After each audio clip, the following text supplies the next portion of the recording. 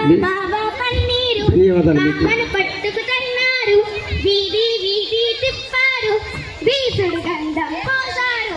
బాబా బాబా పన్నీరు బాబాను పట్టుకుతున్నారు, వీధి వీధి తిప్పారు, వీసుడు గంధం పోసారు.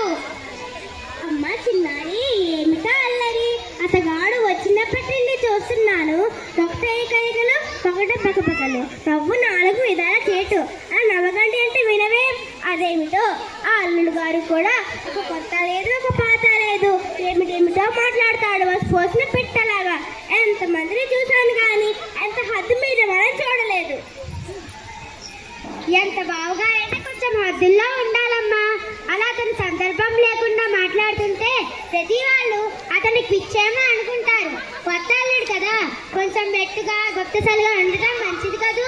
నేను నా పిల్లల కొద్దిగా అలాగే ఉండేవాళ్ళనా? చాలండి, నీ సంగతి చెప్పాలి.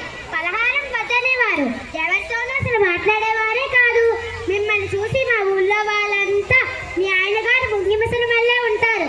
మరీ అంత ముంగి ముసలిదనం పనికిరాదు, దానికి ఒక హద్దు ఉండాలి. ఆ చాలే ఆపనుక. అల్లుడు గారు వచ్చారు కదా అని పలహారాలు ఎక్కువగా పెట్టడం మంచిది కాదు. పొద్దున్న ఇడ్లీలు, 10ంటికి బొబ్బట్లు, గారెలతో భోజనం, మొక్కజొన్న పొత్తులు, తాలింపు శనగలు, ఏంటో చేతుల్లో. చాలండి, కొత్త అల్లుడు కామాతం చేసి పెట్టకపోతే ఏం బాగుంటుందో ఏమిటి? బాబాయ్ కడుపు నొప్పి వెలి తిప్పేస్తోంది. నాకు వద్దు బాబాయ్ అంటే తిను తిను అంటూ కంచంలో గుమ్మరించారు. వేలాకోలానికి మరదలు బామ్మద్ది పట్టుబట్టి తినిపించారు. దేనికైనా ఒక హద్దంటూ ఉండాలి. నాయనోయ్ కడుపు నొప్పి. ఏంటి నాయన బాధపడుతున్నా? బాధేమిటి మా బాధ? మీరు పెట్టిన గారెలు, బూరెలు, బొబ్బట్లు, మొక్కజొన్న పొత్తులు నా కడుపులోకి చేరి మీటింగ్ పెట్టుకుంటున్నాయి. ఎగిరెగిరి గంతులేస్తున్నాయి. నాయనోయ్ కడుపు నొప్పి మెరి తిప్పేస్తోంది. బావా, నీకు వేరుశనక్కాయలు తీగలో అంటే బాగా ఇష్టమంటగా. నువ్వు అన్నవే చెల్లి, అసలే మా ఆయన కడుపు నొప్పితో బాధపడుతుంటే నువ్వు నీ వేళా కోలాలు. కొంచెం అల్లం రసం నూరుకున్నా నాయన. అల్లం రసం పట్టే సందే ఉంటే బావగారు మరో 2 బూరెలు గారెలు లాగించేసేవారు. నువ్వు అన్నవే చెల్లి, మా ఆయనకి నీటిష్ట తగిలేటట్టుంది. అమ్మ బాబాయ్ కడుపు నొప్పి మెలి తిప్పేస్తోంది. ఏమయ్యింది ఏమయ్యింది మనవడికి ఏమయ్యింది? కడుచారా బాబు తాతయ్య కడుపు నొప్పి. ఓహో, ఆకలేస్తుందా? మంచిది మంచిది. ఏమమ్మా కోడలి పిల్ల, మనవడికి ఆకలేస్తుందట. కొన్ని బూరెలు గారెలు పెట్టు, కొత్తల్లుడు కదా. ఏమిటి పెట్టేది? ఇవన్నీ తినబట్టి అయింది. ఆహా, ఇంకా ఆకలేస్తుందా? మంచిది మంచిది. ఏమమ్మా కోడలి పిల్ల, మనవడికి ఆకలేస్తుందట. కొన్ని బూరెలు గారెలు పెట్టు.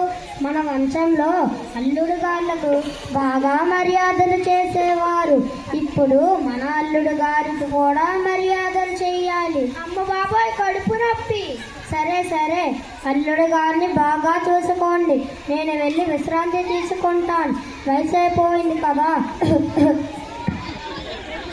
బాబా, తాతయ్య చెప్పారు కదా మరో 2 బూరెలు గారెలు పెట్టనా?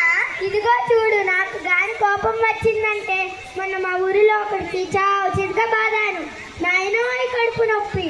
నీ కోపానికి కూడా కొంచెం వద్దుండాలి బావా.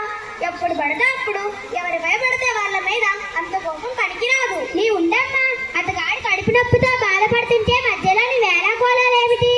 ఎంత కొత్తలుడైతే మాత్రం గిత్తను వేపినట్టు మెలకడమేనా? నీవు కొంచెం తక్కువ పెట్టరాదు, నీవు కొంచెం తక్కువ తినరాదా? అమ్మా, ఏం చేద్దామమ్మా? హాస్పిటల్ తీసుకెళ్దామా? నీ ఉండమ్మా ఉండు. ఇదెక్కడ వైద్యమండి? దిక్కుమాలిందని. దీని అంతటికీ నేనే కారణం. ఏ డాక్టర్నైనా తీసుకురండి. అలా నిలబడి చూసారండి, తీసుకురండి డాక్టర్ని. అసలే అల్లుడు గారు తీసుకొచ్చినందుకు బోల్డ్ ఖర్చు అయింది. ఇప్పుడు ఇదో ఖర్చు కూడానా? మీ పిసను కాటం బంగారం కాను. ఏమిటండి అల్లుడు గారి కంట్లో బాగోపోతే డబ్బుల గురించి ఆలోచిస్తున్నారు? ఖర్చు చేయకపోతే ఎలా? సరే, ఏం చేస్తా? కర్మ కర్మ తప్పుతుందా? ఇప్పుడు హాస్పిటల్కి ఎంత ఖర్చు అవుతుందో ఏంటో. పదండి పదండి. ఇదే ఆఖరి పండుగ. ఇక జన్మలో మరి ఊరు రాను. నాయన కడుపు నొప్పి, నేను బ్రతకను బాబోయ్.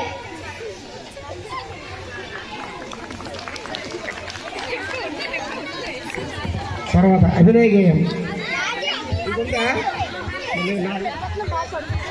కడుపు నొప్పి.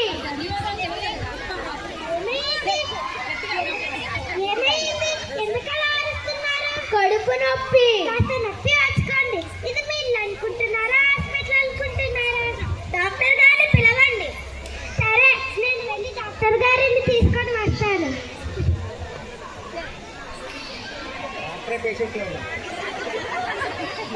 నేను పేషెంట్. అసలు జబ్బు ఏమిటి? కడుపు నొప్పి. ముందు డాక్టర్ గారికి వైద్యం చేయండి.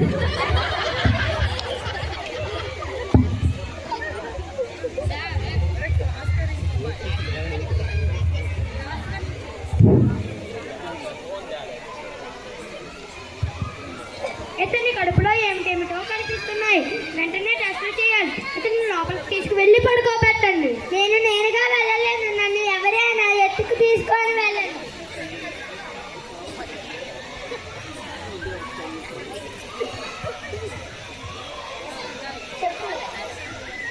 లేడు పిల్లల్లా ఎగిరెగిరి గంతులేసేవాడు. ఎంత వద్ద వచ్చి పడింది తండ్రి నీకు. అవునవును, మా ఆయనకి ఎన్ని కష్టాలు వచ్చాయో. ఇదంతా నీ వల్ల జరిగింది. కాదు నీ వల్లే. ఇదంతా నీ వల్ల జరిగింది. కాదు నీ వల్లే జరిగింది. షూ! ఎందుకలా అరుస్తున్నారు? ఇది మీరు అనుకుంటున్నారా, హాస్పిటల్ అనుకుంటున్నారు? డాక్టర్ గారు వస్తున్నారు. సైలెన్స్ గా ఉండండి. అతని కడుపులో ఏమిటేమిటో కనిపిస్తున్నాయి. వెంటనే ఆపరేషన్ చేయాలి. 1000 రూపాయలు ఖర్చు అవుతుంది. ఏమిటి 1000 రూపాయలు? ఇక్కడైతే 1000 రూపాయలు, వేరే చోట అయితే 2000 అవుతుంది. ఏం చేస్తాం, అది అంతే. 1000 రూపాయలు ఖర్చు పెట్టి మనిషిని బ్రతికించుకున్నా సరే, లేదంటారా భగవంతుని మీద భారం వేసి తీసుకువెళ్ళిపోయినా సరే. ఏమే భగవంతుని మీద భారం వేసి తీసుకెళ్ళిపోదాం ఇంటికి? బంగారం కాను. ఏమిటండి, ఇందాక నుంచి చూస్తున్నాను. అల్లుడి గారికి ఇంత ప్రమాదం జరిగితే డబ్బుల గురించి ఆలోచిస్తున్నారు. నాన్న 1000 రూపాయలే కదా నాన్న, కట్టేయండి నాన్న. సరే, ఏం చేస్తాం, కర్మ కర్మ. ఆపరేషన్ చేయండి డాక్టర్ గారు. నర్స్, ఆపరేషన్ సిద్ధం చేయండి. సరే డాక్టర్ గారు.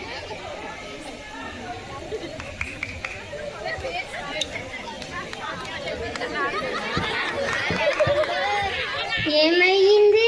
ఇక్కడ అందరూ ఉన్నారు కానీ మనవడు లేడేంటి? తాత, బావకి కడుపు నొప్పంట.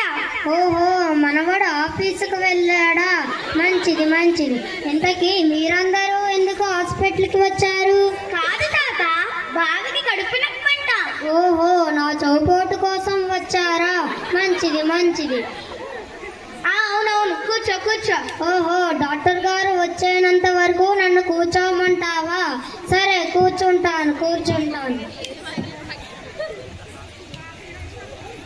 ఇక్కడ పెద్దవాళ్ళు ఎవరైనా ఉన్నారా? ఒకసారి ఇలా రండి. ఏమి డాక్టర్ గారు, ఆపరేషన్ జరిగిందా? మల్లుడు కులాసేనా? ఏమి అల్లుడో ఏంటో.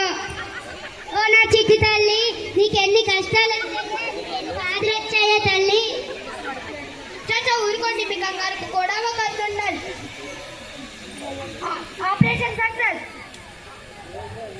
అలాగా బాబు, అసలు చెప్పేమిటి?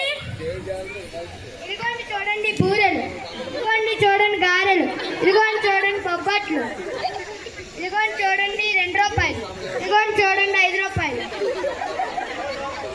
సరే కానీ డాక్టర్ గారు, మొన్న నా పెన్ పోయింది, ముందేమో చూడండి.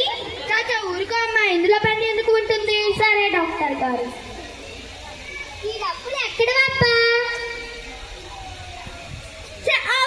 ఆపరికమ్మండా, చిల్ల డబ్బులు తీసుకువెళ్ళి పప్పు డబ్బాలోను పోపుల డబ్బాలోను దాచుకుంటావుగా. ఆ పప్పులతో పాటు అల్లుడు గారి కడుపులోకి వెళ్ళుంటుంది. అవును, ఆ పప్పులతో పాటే వెళ్ళాయి. నీ పిసిని కొట్టడానికి ఒక వద్ద ఉండాలి, నీ దాపరికానికి ఒక వద్ద ఉండాలి, నీ అల్లరికి ఒక వద్ద ఉండాలి, అతని తినడానికి ఒక వద్ద ఉండాలి, అన్నిటికీ ఒక వద్ద ఉండాలి. అవును,